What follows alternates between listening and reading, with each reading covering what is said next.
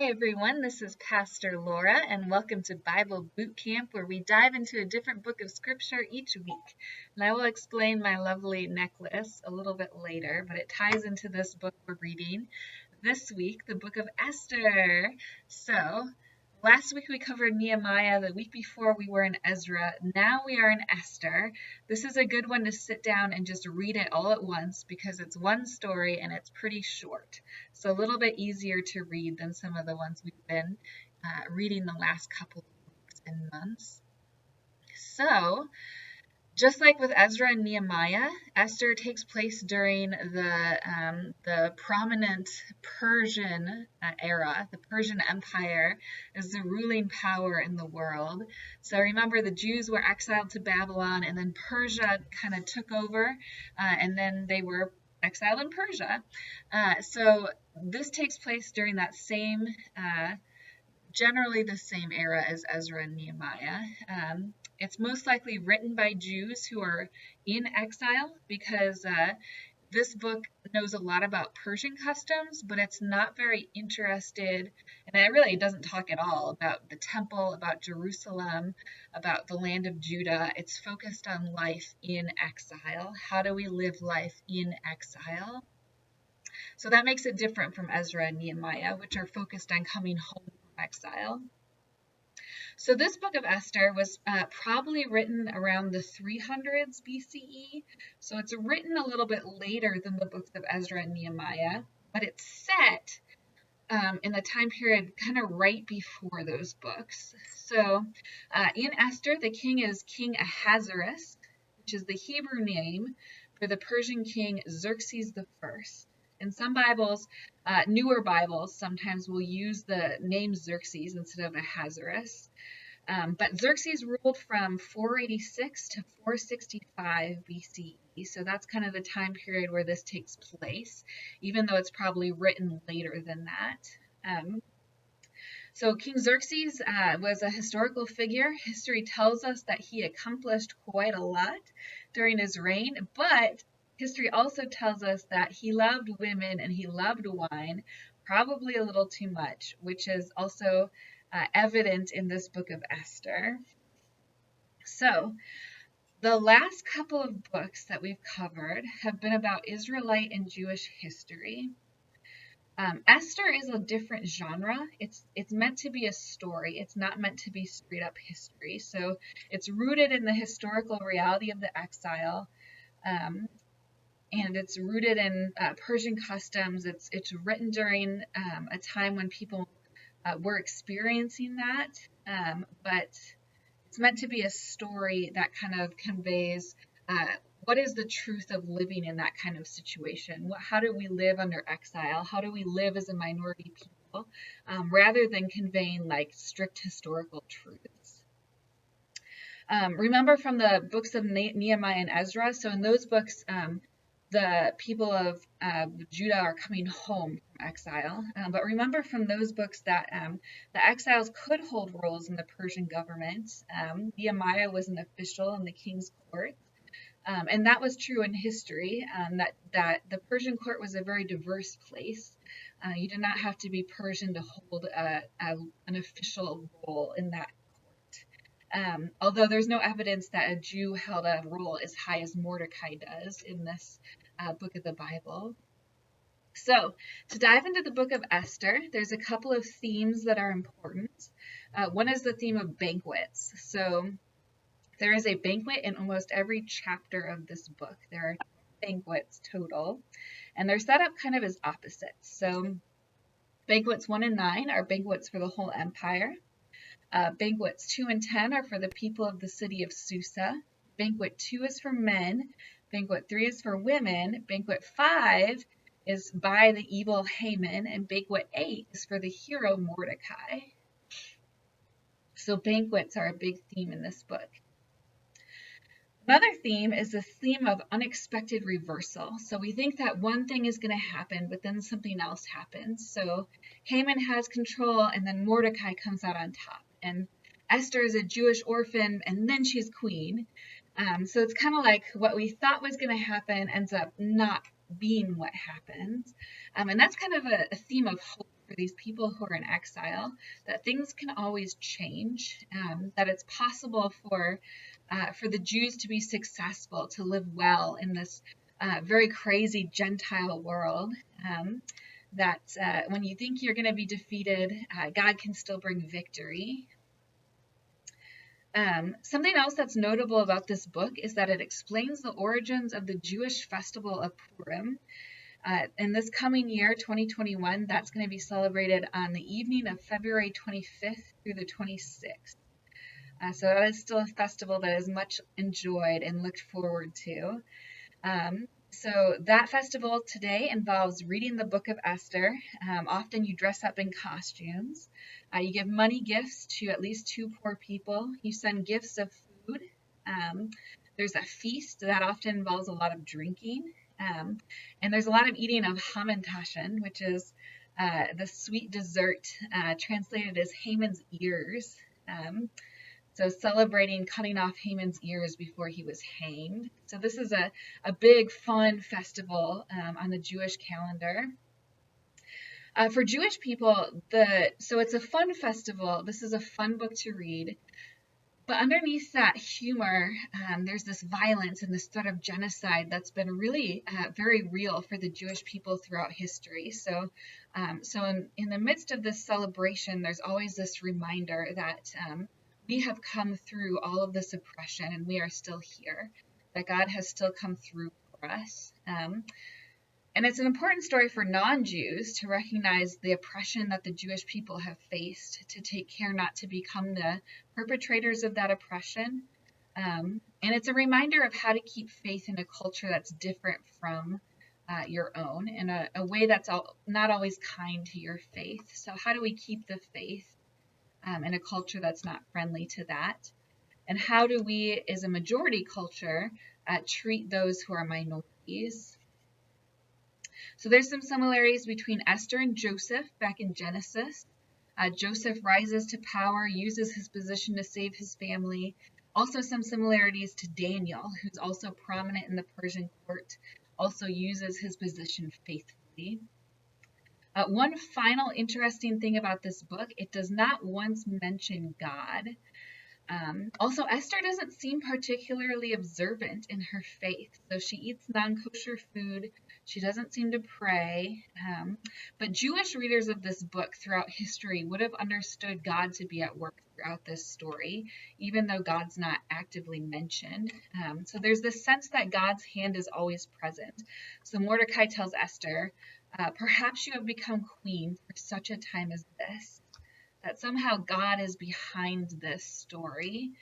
And I think that's really helpful for us. As we go through our lives, we don't usually get big signposts that say God is acting now. Watch out. Here's God. God is doing this right here. A lot of times for us, God's actions are only clear in hindsight. And so this is really helpful for us because like Esther, we have to have faith that God is doing something.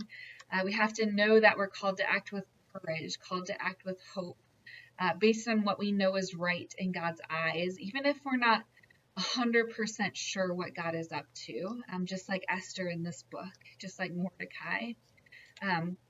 The other thing in this book is that human action is really important. So God gives Esther and Mordecai these opportunities to act, but they have to choose whether they're going to take those opportunities or not. It's up to them. So, just to recap very briefly, the book of Esther takes place in the capital of Susa. We hear that right off the bat in chapter 1. That is also where Nehemiah served at the royal Persian court. He talks about that in the book of Nehemiah. It kicks off with this crazy banquet that lasts 180 days. So it just emphasizes the over-the-topness of this empire from the perspective of the Jewish people. We meet Queen Vashti. She is very brave in her own right. She refuses to come before the drunken king wearing the royal crown, which is a pretty courageous refusal. Jewish interpreters have sometimes interpreted this as meaning that she was to appear only wearing the royal crown, so in other words, naked, and she did not want to do that. And so the king's officials way overreact to this in kind of a funny way. Like, oh no, Vashti has defied the king, and now all the women in the land will be disobedient to their husbands. So we must issue a formal royal edict. So the court officials come across as kind of stupid, a little bit over the top. So the king gets rid of Vashti. He looks for a new wife. We meet Mordecai, who's a Jewish man, his cousin, who's an orphan. Her name is Hadassah in Hebrew, and Esther is her Persian name. So a lot of Jews would do that. They'd have a Persian name or a Babylonian name and then a Hebrew name. So Esther is very much on the outskirts of society. She's a member of this small exiled community. She's a woman. She's an orphan. But she's the one who ends up in this position of power. Although notably, she has to choose to use it as a position of power. She could have just been a pretty plaything for the king, but she chooses to use the power she has. So she's chosen by the king. Then Mordecai discovers a plot against the king. So Esther reports the plot. The king kind of earns the king's favor, and that comes back later in the book. Then we meet Haman, who's this high-ranking official who wants to exterminate the Jews because Mordecai won't bow to him. So Haman convinces the king to carry out genocide. He says, and this is kind of haunting, he says, kill them because the Jews are people whose customs are different from those of all the other people, and they don't obey the king's law. So kill them because they're strange to us. Kill them because they're different. Chapter 3, verse 7 says that all of this takes place on the day when they cast lots. So in Old Babylonian, that word is por, a lot, por. So they're casting lots to decide what would be a favorable day for genocide. And so the word Purim, for that festival, comes from that word meaning lot. So this is the festival of lots. Lots were drawn to slaughter the Jews, but then God saved them instead. So again, this is a festival of reversal. We were going to be murdered, but God saved us. Notice that the king's response, Haman comes to him and said, let's kill these people who are different. The king's response to that is just to be like, okay, go ahead. He doesn't even know who these people are. He doesn't have any details of what they've done. He just is fine with extinguishing them. That's I think, helpful way for us to understand hatred and racism. So there's the active, hateful racism of Haman, but just as bad, if not worse, is this casual, uncaring response of the king. You know, the king could stop this from happening with just one word, but he chooses not to care. He chooses not to look closer. He chooses not to think about it. And so that's what allows this plan to go forward. So it's the king's uncaring that allows that active racism to happen. There's also the response of the regular people. They hear this decree of genocide and they respond with confusion instead of taking action to stop it. Instead of saying, we don't want to do this, they're just confused. So I think that's helpful as we think about our own context and how we respond to hate, how we respond to racism. So Mordecai tells Esther to have courage to do what's in her power to stop this. That involves a big risk on her part to appear before the king without being invited. In the meantime, Haman has to honor Mordecai for saving the king's life, so that's kind of embarrassing for him. Esther makes her request to spare her people. She exposes Haman as the villain, and he is hanged on his own gallows, so there's this poetic appropriateness to it. And then Esther has to separately beg the king to end this decree of genocide, and he does. And there's this big reversal that happens. So the king gives the Jews permission to defend themselves. They do. They go out. They kill their enemies. They're very effective in defending themselves. And that can be kind of disturbing to read. But I think it's a reminder that, this is the story of an oppressed people. It's natural for them to want victory that brings them safety from their enemies. And that's how they're narrating this story. We want to be safe. We want to be strong in a position, in a place where we're not. So how do we allow people who are oppressed to narrate their own needs, their own hopes? sometimes it's not going to be how we would like it to be. And then the book ends with this description of Purim and how it's going to be celebrated. And Mordecai rises in the ranks of the Persian government. And it's notable that at the end of the book, the Jews and the Persians are living together in peace again. So peace, working together, it's possible between different ethnic groups, between the majority and the minority group. That peace is possible. And that's all the Jews wanted to begin with, was to live in this peace and just be allowed to prosper in this land. And that's the end of the book of Esther. So a lot of good applications for our life of faith. What do we do when we don't see God at work? How do we act even when we're not sure what God is doing? How do we discern God's activity in the world when it's not obvious? And then how do we respond to racism, to groups that are in the minority? How do we respond when we are the minority group? And how do we respond when we have power? And how do we use the power that we're given? So lots of good lessons in this book. This is at one point, I think last year, we made this chain of ties as part of our worship service, and we were supposed to be thinking about our mission in the community. So each tie was something that we could give to the community, something that we could give in mission. When we leave the church and go out into the world, how are we God's hands and feet? And each person was invited to tie something on as they thought about how they would be God's hands and feet. And when you put all those commitments to mission together, you get this big, long, beautiful chain of fabric strips, which Gail Helland very kindly provided for us. So thank you, Gail. And I like that connection to this book, that Esther is called to be God's hand and feet, God's hands and feet. Esther is called to speak up, to use courage in her community to save people. She's called to use what she has to do God's work. And I thought that was a good reminder of that vow we took in worship that day, to go out to look for chances to be God's hands and feet. And when one person does it, it's really powerful. When lots of people do it, it's extremely powerful.